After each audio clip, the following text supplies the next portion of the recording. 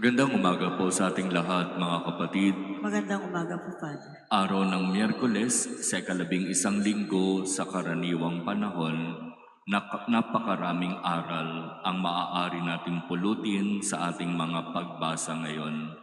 Halimbawa, mula sa unang pagbasa hango sa ikalawang sulat ni Apostol San Pablo sa mga taga-Korinto, aral tungkol sa pagbibigay ng tulong. Ipinagpapatuloy ni San Pablo ang kanyang pangangaral sa mga kapatid sa Korinto sapagkat inilalapit niya ang komunidad ng Macedonia sa kanya at ng iba pang mga komunidad upang bigyang tulong. At sa pagkakataon na ito, gumamit si Pablo ng karanasan ng mga magsasaka. Inihalin tulad niya ang ginagawa ng magsasaka na maghasik ng binhi sa mga pagtulong na dapat ginagawa ng mga tao patungo sa mga kapatid na nangangailangan. Sabi ni San Pablo, ang naghahasik ng kaunti ay mag-aani ng kaunti. At ang naghahasik naman ng marami ay mag-aani ng marami. Tama naman, di po ba? Kapag nagbigay ng kaunti, kaunti lang ang babalik. Kapag nagbigay ng marami, marami ang ibabalik ng Diyos.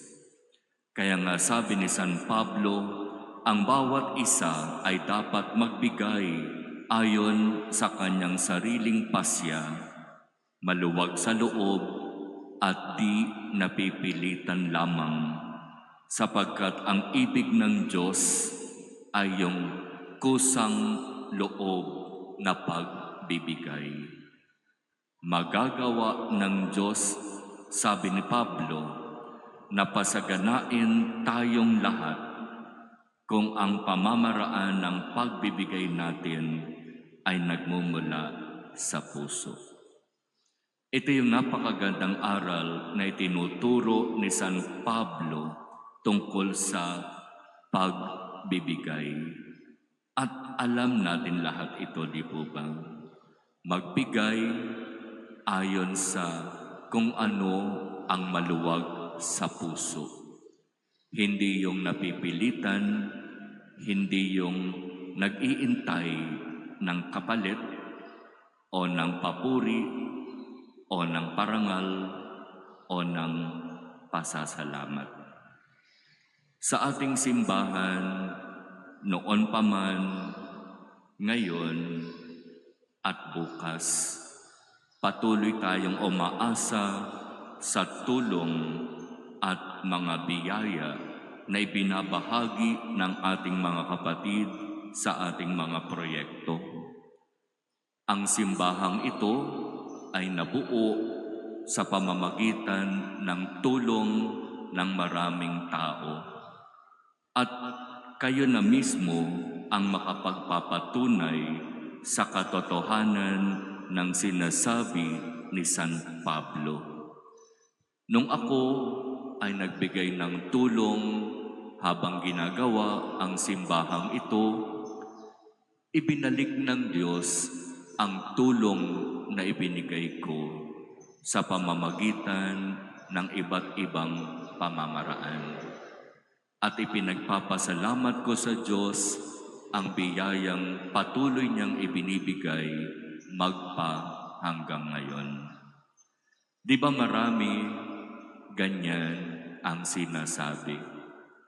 Nung ako ay nagbigay ng tulong sa pangangailangan ng simbahan at sa mga proyekto ng simbahan, lalo na para sa mga mahihirap, biglang bumubuhos sa akin ang biyaya. Kahapon lamang meron akong kausap, Father, bakit parang hindi pa natatapos yung blessing na ibinigay ni Lord sa akin, meron na namang kasunod na blessing. Na para bang ako na yata ang susuko kung tatanggapin ko pa ba itong panibagong blessing o hindi na. Kasi baka hindi ko na makaya. Ang sabi ko sa kanya, kapag ibinigay ni Lord, tanggapin mo. Kasi biyaya yan na ibinabalik ng Diyos sa mga tulong na ibinibigay mo sa parokya. Kaya napakaganda itong paghahalin tulad na ito ni San Pablo sa kung ano ang ibig sabihin ng tunay na pagbibigay. Ang maghasik ng kaunti, kaunti rin ang tatanggaping biyaya. Ang maghasik ng marami ay tatanggap ng nag-uumapaw na biyaya.